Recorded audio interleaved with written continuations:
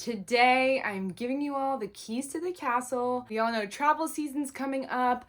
Italy is a really popular destination. I'm sharing all of my best tips for traveling Italy that I've amassed over the past 5 years of living there. Welcome back to my channel, or if you're new here, hey, I'm Alex. I'm a digital nomad splitting my time between Italy, Mexico, Los Angeles, and other amazing parts of the world. And I love posting travel, fashion, and lifestyle content on this channel. So if that sounds interesting to you, please hit the subscribe button down below. It really helps my channel grow and it helps me bring more videos to you all each and every week. So if you're wondering, what is this American girl gonna teach me about Italy? We probably haven't met yet. Hey, welcome first of all. I've been living in Italy on and off for almost 5 years now, which I cannot believe. And I've been really fortunate enough to see a lot of the country, spend a really good amount of time there. So I've come to learn how to really, navigate the country to see the beauty, that dolce vita lifestyle, and also navigate the challenges that a lot of people, especially Americans, might be surprised by. I know a lot about the really touristy bucket list destinations, but I also have been fortunate to live alongside my partner's family, really get the insider tips and knowledge on how to enjoy the Italian lifestyle. This all started because over the past 5 years, I basically dumped all of my knowledge into this massive Google Doc that I share with friends and family whenever people are traveling to Italy. I've helped dozens of friends and family plan really amazing trips there. And every time I send it to someone, they're like, wow, this is amazing. This is so cool. I didn't know that. Thank you for sharing that thing. And I just thought, you know what? I want to share this all with you all. You're my friends. We share a love of travel, and I want to give that knowledge to you all for free. I promise you this is going to help you get the most out of your trip, that you have the most amazing time on your vacation. I mean, honestly, I think these tips can apply to a lot of parts of Europe, but what I'm digging into today is Italy specific. So trust me, you're going to want to watch it in full. You're going to want to save it for later, for whenever that dream Italian vacation is coming up. I have my iPad here with all my notes, and I'm going to take you through it step by step. So starting with planning your trip. When should you go? What season is best? Where should you fly in? Do you rent a car? Do you take trains? Let's get into it. Getting to Italy is relatively easy. The two major airport options are typically Milan and Rome. Both of these airports are outside of the city center, so you'll need to take a train or some sort of transportation to get into town. I find that a lot of people are surprised by how challenging it can be to get from the airport to the city center. Yes, there's a train, and the train is a really great option. It's affordable. It's not all that fast, to be honest. It'll probably take you about an hour to get from the airport to the downtown.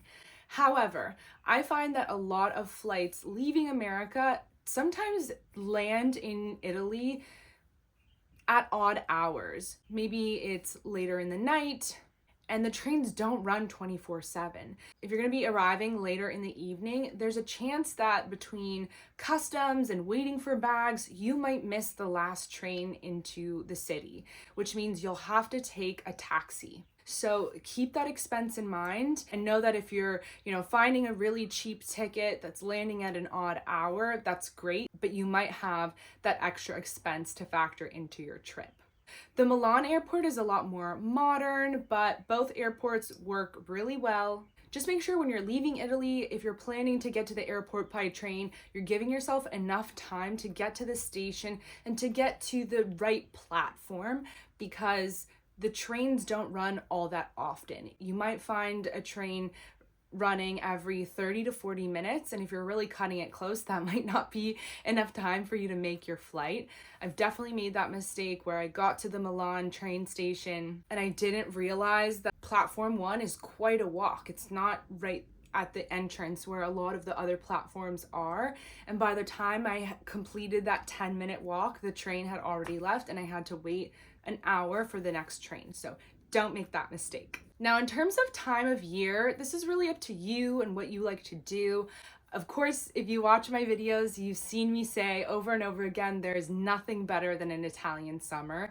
And I do believe that. I mean, it's just so incredibly beautiful. The beaches are fantastic. Walking around in the warm summer air is just absolutely my cup of tea. That's for me where the dolce vita really shines. However, summer can be a really expensive time to visit. Number one, the flights are a lot pricier in June, July, August, September.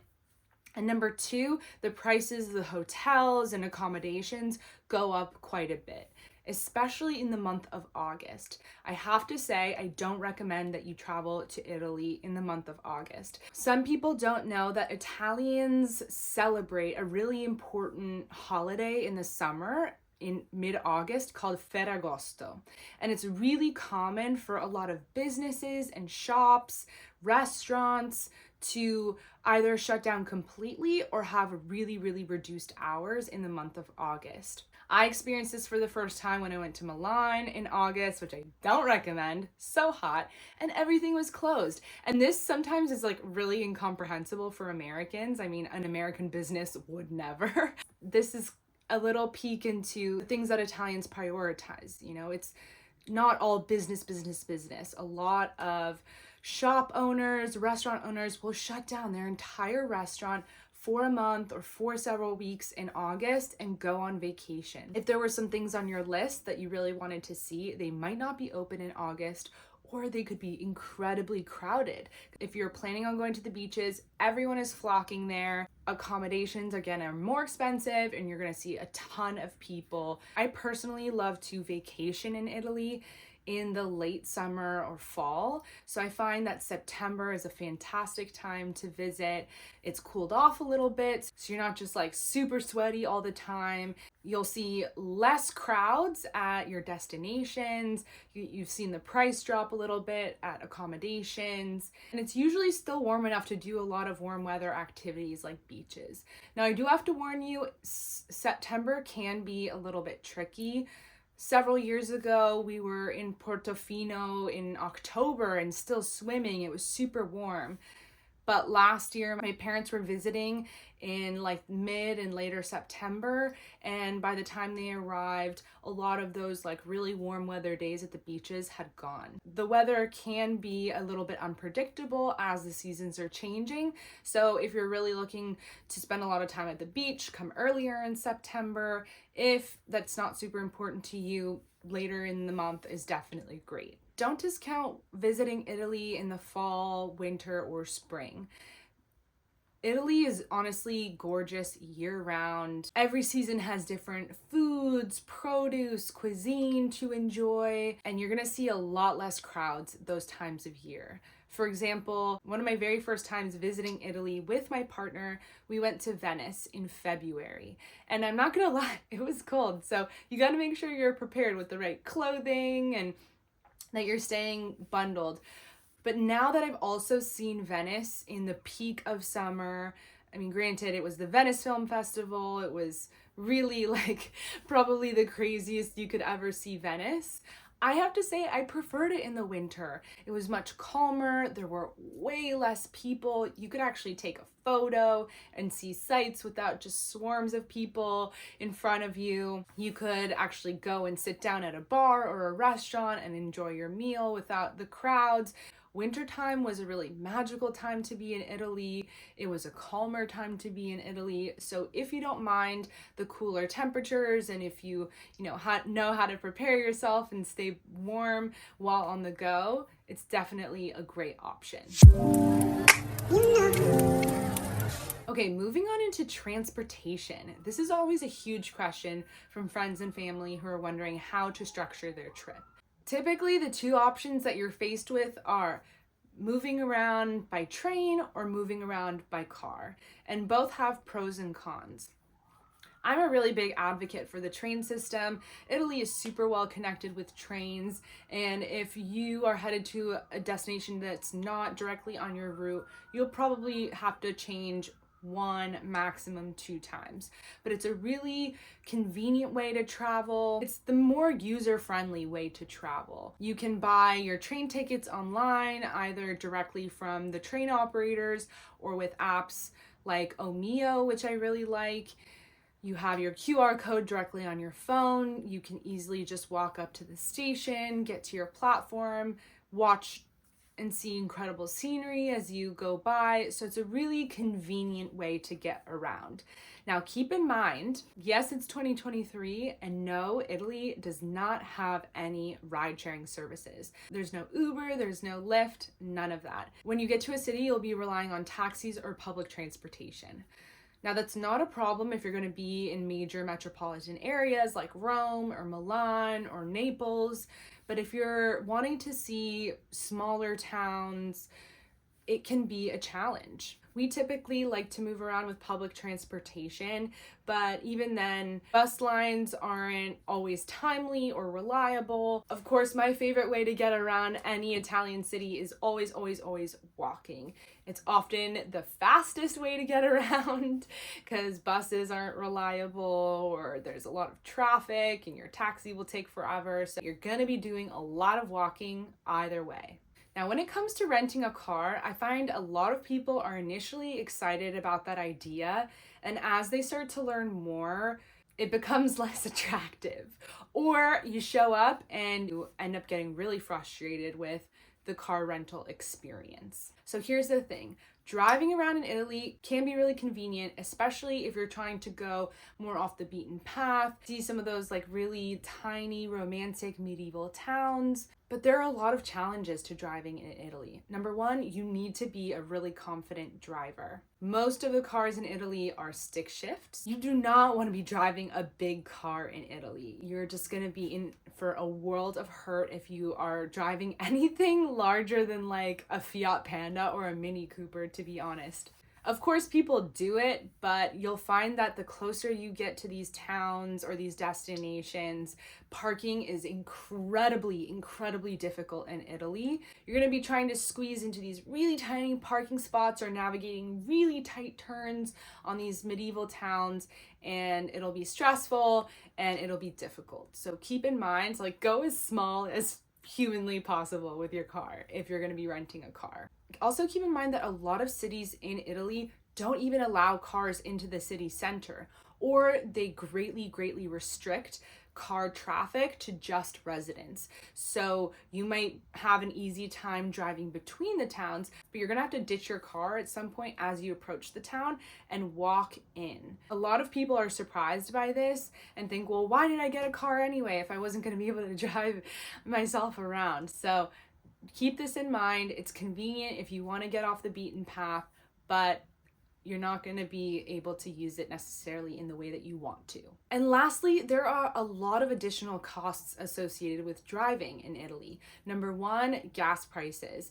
Yes, the prices here in America have been off the charts, and in Europe they're even more expensive. Gasoline is super pricey, in some cases like close to double of what you will find here in the States. A lot of local families have cars that use alternative fuels like diesel or natural gas, metano. Those options aren't always available in a rental car. So if you're gonna be driving, just understand that you're gonna be paying a lot in gas. The second cost that I find really surprises people are tolls. Almost all of the highways in Italy have tolls. With the exception of some local freeways that usually like circumvent a town, you're gonna be paying a toll every time you enter and exit. And they're not cheap. We often drive from Bologna all the way to Puglia in the south to visit family. Adding all of those tolls up, it can sometimes be over $100 in tolls. If you're going to be driving really long distances and road tripping through Italy, that is going to definitely be an extra expense for your vacation. And lastly, when it comes to driving, and you're really going to thank me for this if you do end up driving, speeding tickets. Speeding tickets in Italy are no joke. And this isn't your, typical American movie scene, the siren goes off and you get pulled over. No, these are automated speeding tickets. Every few kilometers in Italy on the highway, there's a speed reader that will read your speed, and even if you're just a few kilometers over the speeding limit, it will mail you a ticket. And I know a lot of people who've had this wonderful trip to Italy and get back home and get a bill in the mail from their rental company for several speeding tickets. Yes, there are signs on the highways indicating where these are, but if you don't know what to look for, you can miss them pretty easily. Don't go over the speed limit is the moral of the story. And yes, I've had people ask me this, do I actually have to pay? I'm not a citizen. If I get a ticket, is anything going to happen to me if I don't pay? I'm not a lawyer. I don't take my word for it here, but I know that you could potentially have problems if you ever want to come back to the country if those aren't resolved. Looking out for you guys here. Now, in terms of getting around, you're probably wondering, can I rely on credit cards or debit cards? Should I be carrying cash, etc.? So I would say Italy is really modernizing. You'll find a lot of businesses these days do take credit card, especially if they cater to tourists. But as always, it's a great idea to keep a little bit of cash on you, especially smaller bills or coins for public transportation. Also, for smaller ticket items, you'll notice business owners will not be happy if you're trying to pay with a credit card. For example, a typical breakfast might cost anywhere from like 2 to 5 euros for cappuccino, a cornetto, or a croissant, and paying for those smaller ticket items with credit card isn't always doable. So be sure to keep a little bit of cash on you just in case and when you want to just easily buy something on the go. And speaking of, one of like my top travel tips that I tell my friends and my family is to get the Charles Schwab debit card because it can be used all over the world and they reimburse your ATM fees. I use it here in the States, I use it abroad a ton, and this just gives me a lot of peace of mind when I'm traveling because I know I don't have to scramble to go to like change currency before I take off. So long as I know that I'm going to a metropolitan city with ATMs, I'll be able to take out cash. And lastly, accommodations. Where should you stay? Should you stay in an Airbnb, in a hotel, in a villa? There are a lot of options, a lot of beautiful options in Italy, but here are a few key things to keep in mind to help you have the best possible trip. Buildings in Italy are incredibly old, like really old, much more than we can kind of comprehend here in America. And that oftentimes means they don't offer the luxury experience that you might expect at an American hotel or in an American home, simply because the infrastructure is not there. Like central heating and AC, not a thing. A lot of places in Italy don't even have air conditioning, and that can be a real shock for people in the summer because it does get incredibly hot. Things like plumbing work really differently or don't work sometimes because these pipes are so incredibly old. It can be really difficult to heat an entire home in Italy because the walls are made of solid rock and stone and are a foot thick sometimes. So just keep in mind that you're not necessarily going to find all of those luxurious comforts. I find that resetting that expectation really helps a lot of people when they first arrive in Italy. Moving on to the next set of things that I think are really important to understand about Italy in order to have a fantastic experience. And those are some of the cultural norms that you're definitely going to interact with. To sum it up, la dolce vita, what does that mean? It really means a slower pace of life and enjoying every moment, from the small, mundane details to the really grand experiences. But some of the ways that that materializes in day-to-day interactions would be, number one, there's really not that like hustle culture that you would find in the United States. So things aren't necessarily super efficient or on time. You should expect to wait much longer than you would in the States for things like your food to arrive to your table. There also isn't like a customer-centric culture, I guess is the best way I could describe it. In America, it might be acceptable to send a plate back to the kitchen if you didn't necessarily like the way something was cooked. Like, that is a big no-no. The chef is the artist, is the creator of this wonderful experience, and you will eat what they give you. That is the energy you should definitely expect to get when you go eat in a restaurant. Or like returning things, like forget about it. You can't return anything. You go to return something in Italy and they're like, who died? There are also a lot of customs around food that you might encounter. For example, I definitely got a lot of side eye and even was told no when I would try to order things like a cappuccino or a latte after breakfast or like after a meal, right? Like, those are reserved for breakfast, and it's really frowned upon to consume those things after a big meal like lunch or dinner. You can ask for an espresso, you can ask for a macchiato, but don't ask for a cappuccino or a latte. Also, things like don't add parmigiano to seafood or mushroom dishes. In a lot of places in Italy, it's seen as ruining a dish. One thing that surprises a lot of people in the positive direction is there's no tipping.